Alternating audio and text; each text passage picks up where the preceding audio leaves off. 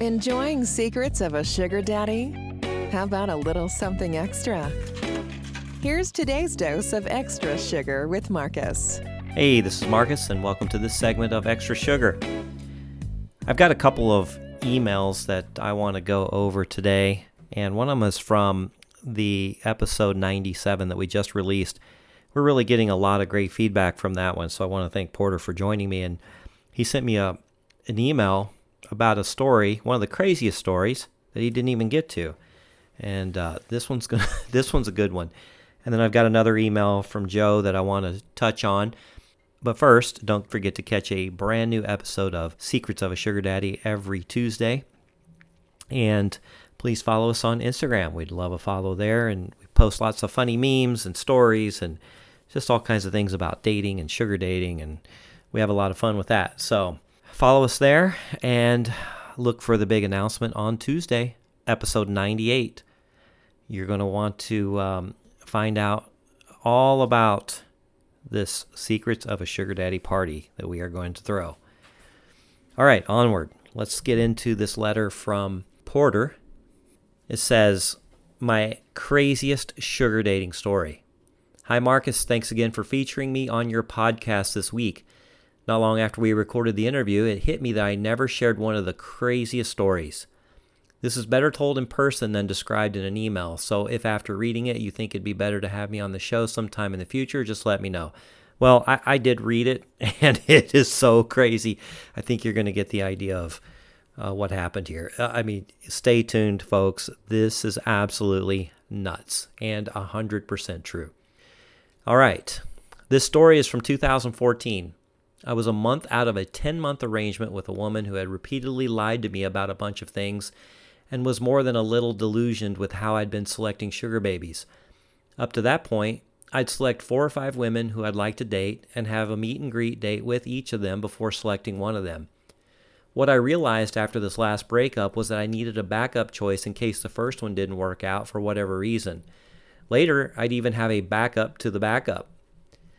The new method was to meet with as many women as possible, then narrow that down to about 4 or 5, and I'd have an intimate date with each of them fairly quickly before deciding on my first choice, then second choice. My first date was in the first week of January.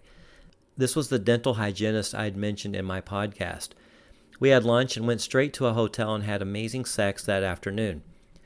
She was a few months away from moving into her own place, which was what I was angling for because that always made more intimate conversation and relaxation for both of us. She was already in an arrangement with a couple at the time, so when I told her that I'd like to see her again once she had her own apartment, she was cool with it. The next week I had a coffee date with T, who was 23 and a college student. She met me in the late afternoon. Her profile had incredible pictures and I could tell she was gorgeous. She grew up in the same city as I did, so again, something in common that we could use to relate to one another. We ordered our drinks, found a table, and shed our coats.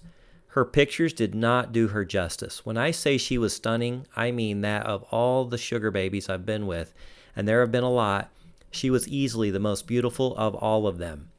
She wore a top that revealed enough of her boobs that I knew they were real and they were spectacular. A nice quote from Seinfeld.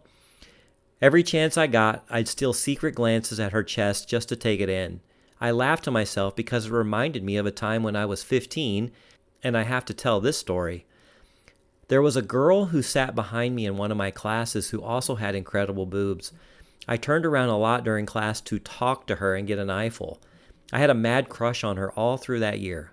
One day in late spring, I turned around yet again. She was wearing a polo-type shirt that was open to the top of her boobs. As I glanced down, I noticed that she'd cut a small piece of white paper and scribbled, "Hi there," with a smiley face on it, and placed it right where she knew I'd be looking. It was incredibly embarrassing, and my face turned all shades of red. But we had a good laugh about it, and it was over. We stayed friends all through school, but shortly after graduation, she met a guy, and she got married at about 22 years old and eventually had a couple of kids. We connected again many years later on social media. Anyway, I'm laughing to myself about this little memory and making small talk with T. I asked her where she had gone to high school.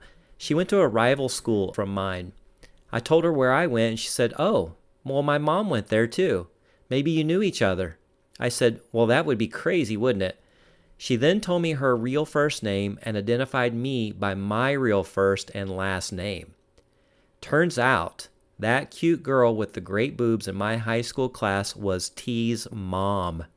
She revealed that she'd seen me on Seeking and on social media and connected the dots. She said she sought me out because she had a secret fetish to have sex with someone her parents knew. I felt totally exposed, but she said that her mom knew nothing about this date and never would. I didn't really believe her at this point, but when she explained that it would be really hurtful to her mom if found out that her daughter was dating me, I figured we shared mutually assured destruction in common as well as other things. As the conversation continued, I was having an inner dialogue. If you've seen the movie National Lampoon's Animal House and remember the guy sitting on the bed with the naked drunk girl, you'll get the idea. The angel in my head was trying to be sensible. Listen, Porter, this is a disaster waiting to happen. Think of your wife and what she'd say if she knew you were sleeping with a friend's daughter. The devil was like, fuck her. Just look at those tits. She wants you just as much as you want her, and she'll never tell. Even if it's only one time, it's worth the shot. I have seen that movie, Animal House. I know exactly what scene he's talking about. That is hilarious. So if you haven't seen that scene, look it up, probably on YouTube or something. All right, onward. It says, by the time the date ended and we were in the parking lot, the devil had won out. I kissed her and the deal was sealed. On the way home, I called her and we agreed to have one date at a time and there'd be no hard feelings if either of us pulled the plug. We saw each other 5 times over the next month, including 2 times that were booty calls when she called me and asked me to come over that afternoon, no allowance. The sex was great, but oddly enough, she never had an orgasm. She blamed it on her vibrator.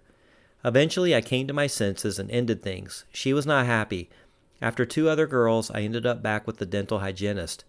Thus, the importance of having a backup plan. This has been my MO ever since. T and I had sex one more time a few months after the breakup, and she finally had an orgasm, but it didn't go beyond that. She's now married to some lawyer. Incidentally, her mom disconnected from me on social media about a year later. I wonder if she ever found out about me and her daughter. I've got others. Ask me. Signed, Porter. Wow. That is one crazy story. Thanks for sharing that. And I'm surprised we didn't get to that one on the show. But when you come and be a guest on our show, the hour goes so quickly, and I just kind of take it where, the conversation leads. And sometimes we don't get to the best stories. So I appreciate you writing in and giving us that. All right, I have one other email from Joe. It says, great episode 97, and that is the one that we were talking about, which Porter had. It says, Marcus, I wanted to reach out and express my genuine appreciation for this week's episode of your podcast. I must admit, your show has become quite addictive, keeping me thoroughly entertained during my travels.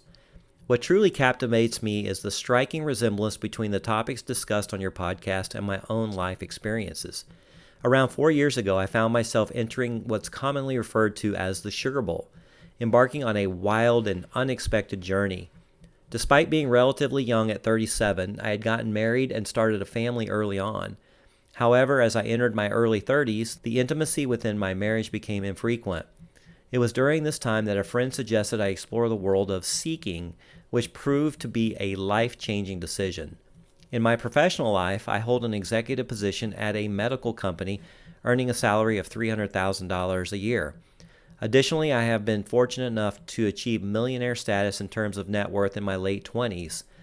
Over the years, I have built a real estate portfolio comprising approximately 30 properties, steadily acquiring 2 to 3 properties each year. Yeah, that sounds a lot like my situation. When I was married, we bought like 1 or 2 or 3 properties a year, and the day I divorced, I divided up 19 properties. So it can definitely be done. And if you haven't heard my story on how I acquired my wealth, I did discuss that early on in the podcast, and I was working literally a fast food job and in the restaurant business. So I didn't come from a family of means. I really worked hard. But yeah, there's definitely a way to accumulate wealth through real estate, just being slow and consistent. All right, he goes on, this financial stability has provided me with the opportunity to engage in this unique form of dating without disrupting my current lifestyle. Naturally, there are moments when managing 2 separate lives can be challenging. Nevertheless, the rewards that come with this unconventional arrangement far outweigh any inconveniences I may encounter. Once again, I wanted to commend you on your exceptional work with the podcast. It has undeniably made a significant impact on my life, and I eagerly anticipate each new episode.